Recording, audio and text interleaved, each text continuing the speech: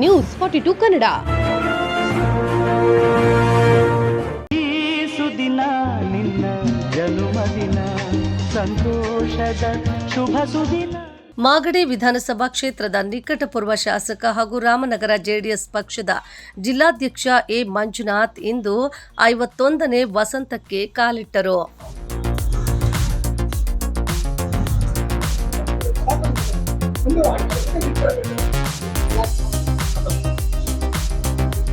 ಅವರ ಹುಟ್ಟುಹಬ್ಬದ ಅಂಗವಾಗಿ ಬಿಡದಿಯ ನಿವಾಸದ ಬಳಿ ನೂರಾರು ಅಭಿಮಾನಿಗಳು ಹಾಗೂ ಕಾರ್ಯಕರ್ತರು ಕೇಕ್ ಕತ್ತರಿಸಿ ಹಾಗೂ ಮಾಲೆ ಹಾಕಿ ನೆಚ್ಚಿನ ನಾಯಕನಿಗೆ ಶುಭ ಕೋರಿದ್ರು. ಎ ಮಂಜುನಾಥ್ ಅವರಿಗೆ ಪತ್ನಿ ಲಕ್ಷ್ಮಿ ಎ ಮಂಜುನಾಥ್ ಕೂಡ ಸಾಥ್ ನೀಡಿದ್ರು.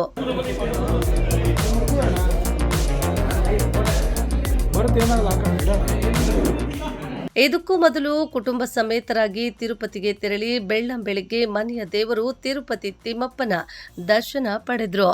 ನಿವಾಸದ ಬಳಿ ಅಭಿಮಾನಿಗಳು ಆಚರಿಸಿದ ಕಾರ್ಯಕ್ರಮದಲ್ಲಿ ಭಾಗವಹಿಸಿ ಬಳಿಕ ಬಿಡದಿಯ ಬಿಜಿಎಸ್ ವೃತ್ತದ ಬಳಿ ಎ ಮಂಜುನಾಥ್ ಹುಟ್ಟುಹಬ್ಬಕ್ಕೆ ವಿಶೇಷವಾಗಿ ಬೆಂಗಳೂರಿನ ಶಂಕರ್ ಕಣ್ಣಿನ ಆಸ್ಪತ್ರೆ ಸಿಬ್ಬಂದಿಗಳಿಂದ ನೇತ್ರ ತಪಾಸಣೆ ಶಿಬಿರ ಹಾಗೂ ರಾಮನಗರದ ಜೀವಾಮೃತ ಬ್ಲಡ್ ಬ್ಯಾಂಕ್ ಕಡೆಯಿಂದ ರಕ್ತದಾನ ಶಿಬಿರ ಹಾಗೂ ಆರೋಗ್ಯ ಶಿಬಿರ ಆಯೋಜನೆ ಮಾಡಲಾಗಿತ್ತು.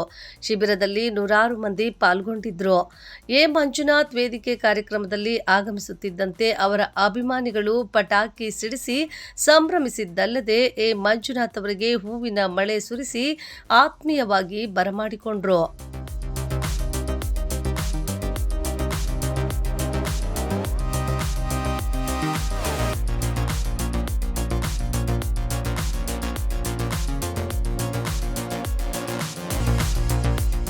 ಬಳಿಕ ಅಭಿಮಾನಿಗಳಿಂದ ದಕ್ಷಯಜ್ಞ ಅಥವಾ ಭೃಗುಮುನಿ ಗರ್ಭಭಂಗ ಎಂಬ ಸುಂದರ ಪೌರಾಣಿಕ ನಾಟಕವನ್ನು ಏರ್ಪಡಿಸಲಾಗಿತ್ತು. ವೇದಿಕೆಯ ಬಳಿಯೂ ಕೇಕ್ ಕತ್ತರಿಸಿ ಸಂಭ್ರಮಿಸಿ ಬಳಿಕ ವೇದಿಕೆಯಲ್ಲಿ ಬಿಡದಿ ಹೋಬಳಿಯಲ್ಲಿ ಹಲವು ವರ್ಷಗಳಿಂದ ವೈದ್ಯಕೀಯ ಸೇವೆ ಸಲ್ಲಿಸಿದ ಹಿರಿಯ ವೈದ್ಯರಾದ ಡಾಕ್ಟರ್ ಪ್ರಕಾಶ್ ಹಾಗೂ ಡಾಕ್ಟರ್ ಸುಭಾಷ್ ಅವರಿಗೆ ಗೌರವಿಸಿ ಸನ್ಮಾನಿಸಲಾಯಿತು.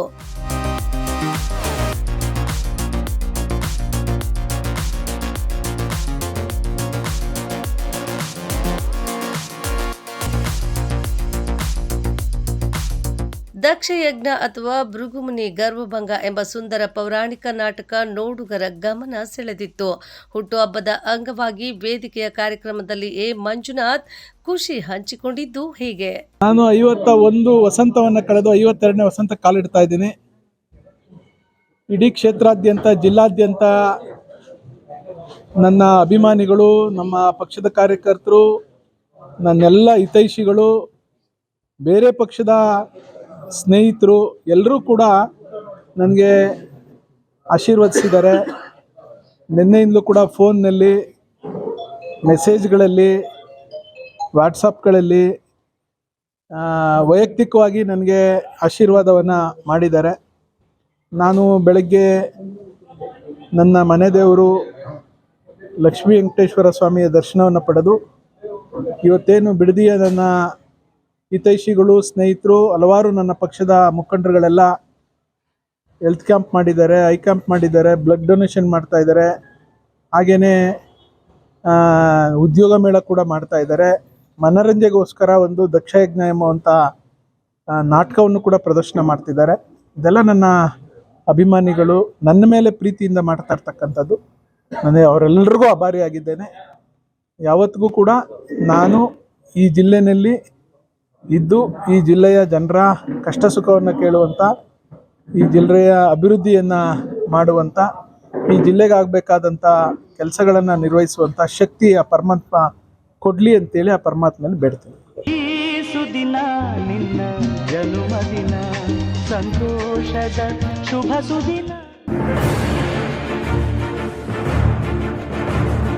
ನ್ಯೂಸ್ 42 ಕನ್ನಡ.